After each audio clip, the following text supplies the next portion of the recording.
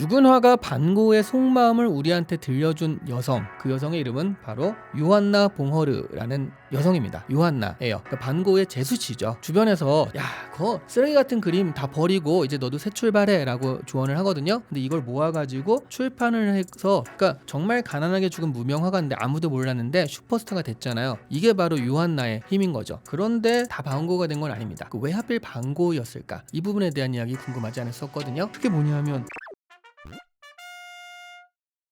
1891년 1월에 네덜란드의 한 장례식장에서 한 미망인이 막 서글프게 울고 있는 거죠. 한 28, 20세 후반 정도밖에 안 되는 미망인입니다. 이 사람은요, 한 2년 전에 결혼을 했거든요. 근데 이 결혼한 사람은 미술상이에요. 근데 형이 하나 있는데 그 형한테 계속 돈 보내주고 막 그런단 말이죠. 근데 이 여성도 그 형을 나름 후원하는 걸 좋아했어요. 그래서 아이가 태어났는데 이름을 형의 이름으로 지었습니다. 그 형의 이름으로 지었는데 그 형의 이름 빈센트라는 이름을 지었거든요. 빈센트 반고가 죽고요. 6개월 있다가 동생, 그의 강력한 후원자 동생 테오가 죽습니다. 그리고 이제 이 여자만 남은 건데요. 이 여성은 주변에서 야, 그거 쓰레기 같은 그림 다 버리고 이제 너도 새 출발해 라고 조언을 하거든요. 근데 편지를 본 거예요. 한 900여 통? 600에서 900여 통 되는 그 편지들을 본 다음에 와, 이거는 내가 이 사람을 알려야겠다 생각을 하면서 정반대의 길을 걷기 시작을 합니다. 바로 그 여성에 대한 이야기들을 오늘 해볼게요.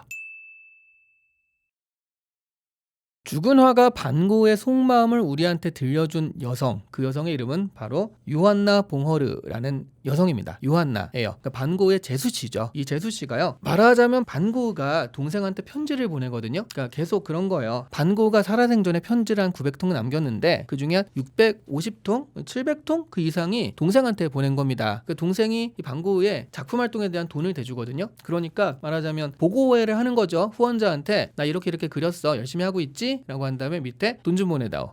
이거 농담이고 그렇게 쓰진 않았지만 어쨌든 예술적인 보고를 계속 하는 겁니다. 그러다 보니까 굉장히 많이 나는 왜 이 그림을 그렸다, 난 요즘에 뭐에 몰두하고 있다, 이런 식으로요 자세하게 된 편지가 있거든요. 그 편지를 10년 동안 거의 매주 이렇게 편지를 써가지고 자기 작품에 대해서 얘기를 한 그런 예술가는 없었어요. 그러니까 우리가 레오나르도 다빈치 좋은 그림이지만 그림만 남아있지 그 그림을 왜 그렸는지 모르거든요. 반고는 그게 다 있단 말이죠. 그래서 요한나가 편지들을 모아서 책을 내게 됩니다. 그게 한국에서는 반고 영혼의 편지라는 그런 이름으로 나온 책이 있어요. 그런 제목으로 나온 책이 있는데 왜 그 제목이 그러냐면 그런 구절이 있거든요. 내가 살아생전에 너한테 돈을 좀 갚았으면 좋겠다. 그런데 돈을 못 갚게 되면 내가 영혼이라도 너에게 주고 싶다. 그런 구절이 있어서 반고 영혼의 편지가 된 겁니다. 이 편지들을 모아서 개인 우편물이잖아요. 근데 이걸 모아가지고 출판을 해서 처음에 그 편지니까 그걸 처음에 필사하고 정리하고 그 출판까지 가게 하는 이 작업들이 있을 거 아니에요. 이 작업들을 요한나가 했고요. 그래서 우리는 지금 반고의 심정을, 그의 마음과 가치와 생각을 똑똑하게 명확하게 알게 된 거라는 거죠.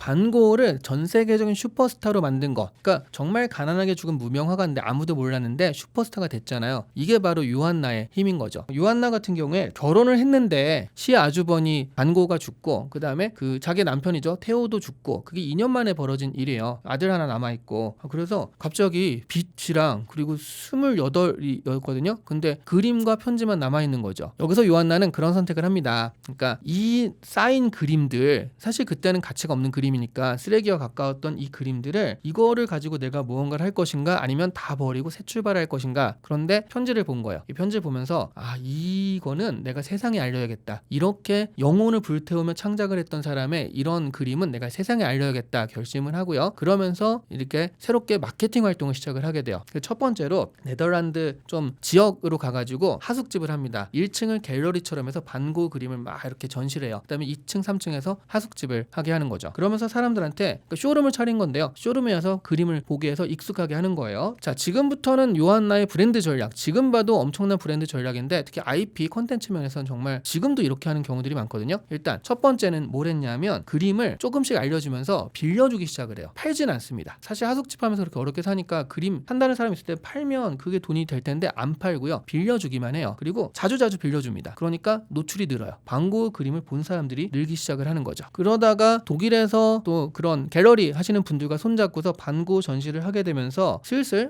이 사람 뭐지? 수요가 생겨나게 되는 거. 그게 첫 번째였고요. 두 번째 단계에서는 판이 점점 커지니까 한번 크게 빵 터트려요. 그래서 암스테르담 시립미술관과 손잡고서 반고의 대규모 회고전을 합니다. 480점의 반고 그림이 걸리는 거예요. 와, 그러니까 반고 480점, 이거는 반고 그림 한 3점만 가지고 있어도 그 미술관에 사람 엄청 들어서거든요. 저기 뉴욕의 모마 이런 데 가도요, 별이 빛나는 방 거기 있잖아요. 그 그림만 해도요, 그것 때문에 가는 사람도 엄청 많아요. 한두 점 때문에 가기도 하는데, 여기는 반고 그림이 480점이 들어서니까 엄청난, 당시로서는 지금까지처럼 유명하지 않았으니까. 근데 초대형 회고전을 하면서 이때부터 유럽에서는 반고를 거장으로 조금씩 인식을 하기 시작해요. 재평가된 거장이죠. 이때 뭘 하냐 하면, 여기가 이제 기막힌데요, 이때 출판을 합니다. 그러니까 먼저 출판을 하고 한 게 아니라, 왜냐하면 출판 때문에 이런 책에 이런 얘기야, 그림 좀 봐야지가 아니라 그림이 알려지고 그림 자체로 평가를 받고요. 그림 괜찮은데 그러다가 사실은 이런 비하인드가 있다라고 하면서 이 출판 편지를 모아가지고 출판하니까, 이 그림에 이런 비하인드가 그게 뭐냐면 그거잖아요. 동생에게 보내는 그런 편지들, 소름 돋는 예술론, 그리고 평생 가난하게 살고 어렵게 살고 그러다가 혼을 다 쏟아내고 그리고 죽은 이 사람의 그런 이야기가 이 그림과 겹쳐 보이기 시작을 하면서 완전 빵 터진 거예요. 이게 슈퍼스타가 되는 계기가 된 겁니다. 그러다가 이제 마지막 전략으로는 미국을 가죠. 전 세계로 가면서, 특히 이제 미국으로 가서 책도 그렇고요, 미국 말로, 그러니까 영어로요, 영어로 출판도 하고, 그러면서 미국에서 이걸 알리면서 전 세계로 퍼뜨리는 계기가 되었다, 이런 겁니다. 그리고 유한나 자체는요, 앞으로 나오지 않았어요. 여러분, 유한나를 잘 모르시는 이유는, 유한나가 발굴된 건 실제로 2009년 돼서야 그 일기가, 유한나 일기가 연구자들한테 발견이 됐고요. 그게 2021년에 뉴욕타임즈에서 반고를 만든 여자라는 그런 제목의 기사와 전기 출간, 그거가 계기가 돼서 유한나를 우리가 알게 된 겁니다. 그러니까 유한나를 정식으로 안 게 우리가 한 5, 6년밖에 안 돼요. 그러다 보니까 잘 모르시는데, 사실은 반고 신화의 반 이상은 유한나가 만들었다. 반고를 만든 슈퍼스타의 핵심이 유한나다, 이렇게 보시면 되겠습니다.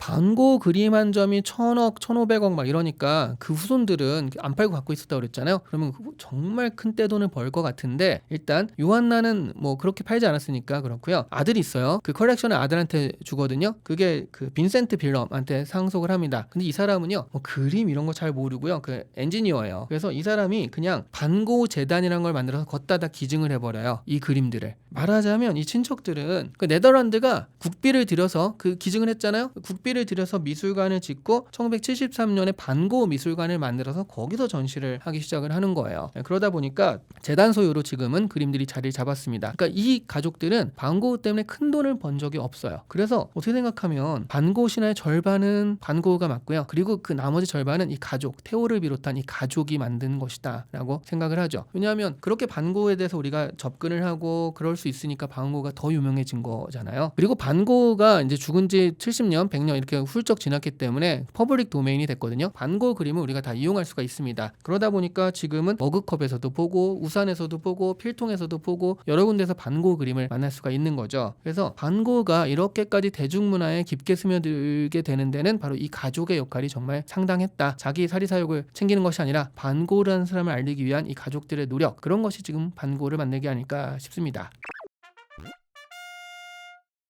세상에 비운의 화가는 많습니다. 그리고 그 반고한테 요한나 같은 사람이 있었잖아 라고 하지만, 또 유족 중에서 그렇게 열심히 활동하면서 이 화가를 알리려는 사람도 많았어요. 그런데 다 반고가 된 건 아닙니다. 왜 하필 반고였을까? 이 부분에 대한 이야기 궁금하지 않았었거든요. 그거 한번 살펴보도록 할게요.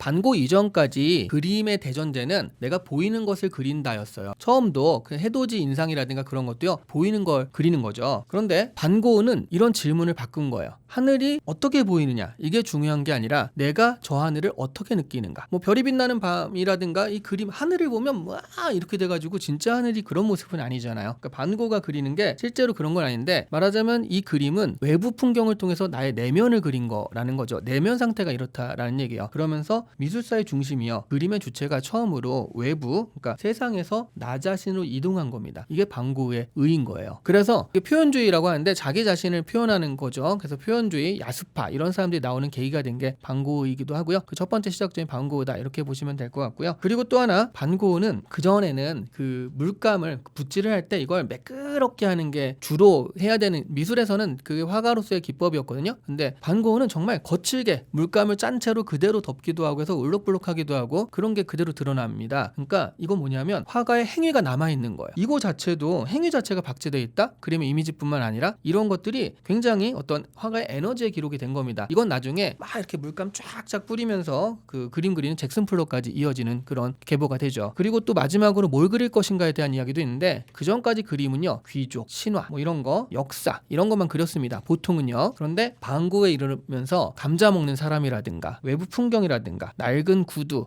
좀 누추한 방 이런 것들을 그리기 시작을 해요. 생활이 우리의 그림의 중요한 포커싱이 되면서 이게 관점이 바뀐 거예요. 그러면서 평범한 것에도 존엄이 있다라는 바로 이런 관점, 이런 관점으로 세계를 그리기 시작을 했다. 그런 것들이 이제 반고흐의 의의였다. 그 반고흐는 그림을 잘 그려서라기보다는 잘 그렸죠. 네, 이건 잘못 얘기하면 큰일 나지. 네. 그런데 어떻게 보면 그 전에 정말 너무너무 사진처럼 잘 그리는 사람도 있었잖아요. 그런 그림과는 좀 결이 다르니까. 근데 그림을 잘 그려서라기보다는 목적을 바꿔서 미술사에 길이 남는 사람이 되었다. 재현에서 표현으로 이런 의의가 있다라는 겁니다.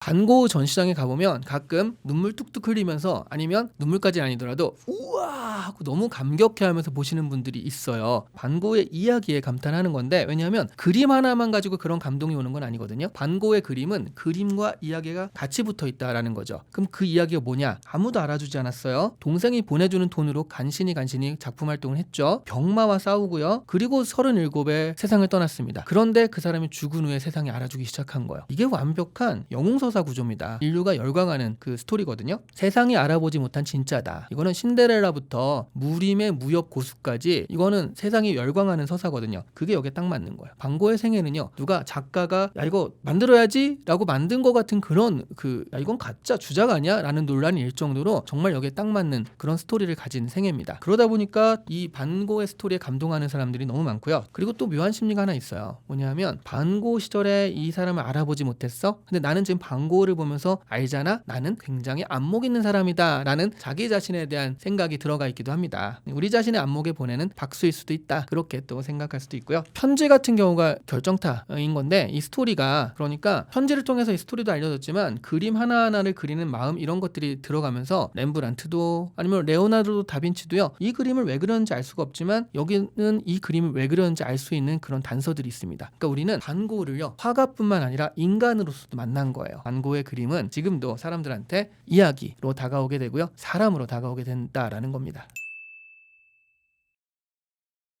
자, 지금 그러면 왜 하필 반고흐가 현대에 와서도 굉장히 각광받고 있느냐? 반고흐의 이야기를 한 문장으로 압축하면요. 연결되고 싶지만 계속 실패한 사람이다 이렇게 얘기할 수 있어요. 반고흐가 외톨이 천재가 아니라고 제가 계속 얘기했잖아요. 공동체를 만들고 공동체에 들어가고 싶었지만 거부당한 사람이에요. 같이 뭘 하고 싶었지만 계속 쫓겨나고요. 사랑 같은 경우도 거절당하고 그러면서 이웃들한테도 내쫓겨짐을 당하고 그런데도 계속 그 고립 속에서도 자기만의 표현을 하죠. 이게 어디서 많이 본 거 아닌가요? 군중 속의 고독. 지금 현대인들의 모습 아닐까 싶습니다. 그러니까 말하자면 좋아요가 0개인데도 계속 게시물 올리면서 뭔가 커뮤니케이션 하시는 분들, 그렇죠? 네. 아무도 구독자가 안 느는데 크리에이터 활동 열심히 하시면서 유튜브 운영하시는 분들, 이런 분들, 그리고 조회수 안 나와도 계속 글 올리는 블로거 분들, 내가 알아주는 사람 없어도요 자기 일을 열심히 하시는 분들, 나를 아무도 몰라주는구나 하지만 나는 내 일을 열심히 하는 거야, 이런 사람들 많으시잖아요. 이런 사람들이 바로 반고흐와 연결이 되는 거예요. 그러면서 현대인들이 시대가 외로워질수록 사람들이 다른 사람한테 관심이 없으니까 이 사람들을 잘 못 알아볼수록 반고흐가 되는 사람들은 계속 오르는 거고요. 반고흐의 주가는 계속 오를 수밖에 없다. 21세기가 도착하기 전에 이미 100년 전에 21세기의 인간의 삶을 산 사람이 반고흐가 아닐까라는 거죠. 그리고 또 하나 반고흐가 지금 뜨는 이유 중에 하나는 색깔이 너무 강렬하잖아요. 그래서 이런 게 있어요. 이거를 복제에 강하다라고 표현을 하는데 렘브란트의 그림 같은 경우에는 명암의 차이가 굉장히 미세합니다. 그걸 보면서 아주 미세하게 느껴야 되는데요. 그거가 그림이 작아져서 스마트폰 여기 커버에 들어간다거나 아니면 가방에 색상이 들어간다 하면 이게 잘 안 보여요. 근데 반고의 그림은 이 강렬한 색채 대비라든가 이런 걸로 머그컵에 들어가도 유튜브 썸네일에 들어가도 이게 너무 강력한 겁니다. 그러다 보니까 지금 같은 대량 복제 시대에 반고 그림은요 굉장히 생명력 있게, 오히려 더 생명력 있게 살아나고 있다. 그래서 바로 이런 시대, 이 시각화에 너무나 최적화된 그림이다. 그래서 반고 그림이 지금 강한 것이다 라는 이야기도 있죠.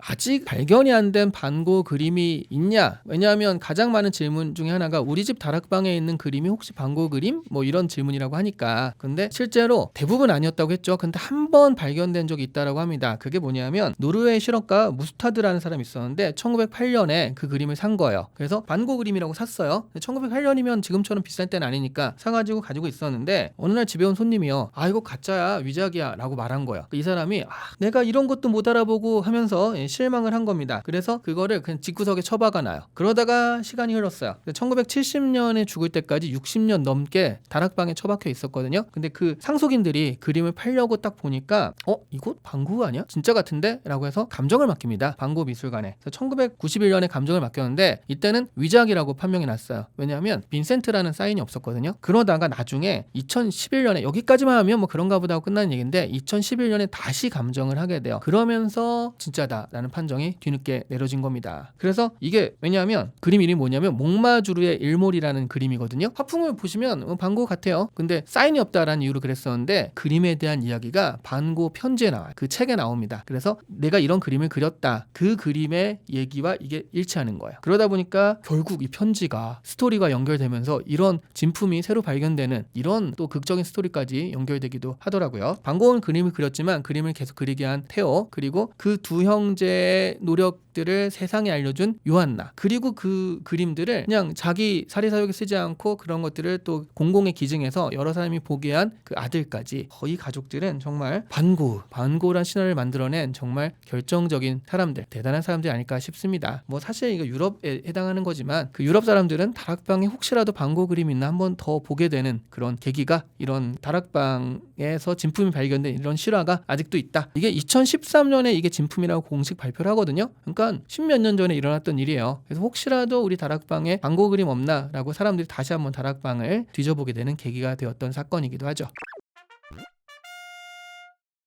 그림은 그대로인데 그 그림의 가격이 7만 배 이상 뛰었다라는 건 사실은 그림 자체가 아니라 세상이 바뀐 거거든요. 이 세상을 바뀌게 하는 데는 포기하지 않는 가족들의 힘이 있었습니다. 반고흐는 죽기 얼마 전에 이런 글을 남겨요. 내 그림이 그래도 언젠가는 물감값보단 비싸지기를 희망한다 라고 하거든요. 그 희망은 100여 년이 지난 다음에 지금 7만 배 이상 뛰었죠. 그림 하나만 해도 그러니까. 그렇죠? 네. 여러분도요, 아무도 안 알아주는 그런 그림이 있더라도 그것들을 오늘 한 장 더 그리는 그런 노력들을 하시면 좋을 것 같아요. 의외로 그 여러분의 노력을 알아주는, 그 그림을 알아주는 요한나가 여러분 가까이 있을지도 모릅니다. 지식은 편의점처럼 필요할 때 가깝게. 지식 편의점이었습니다.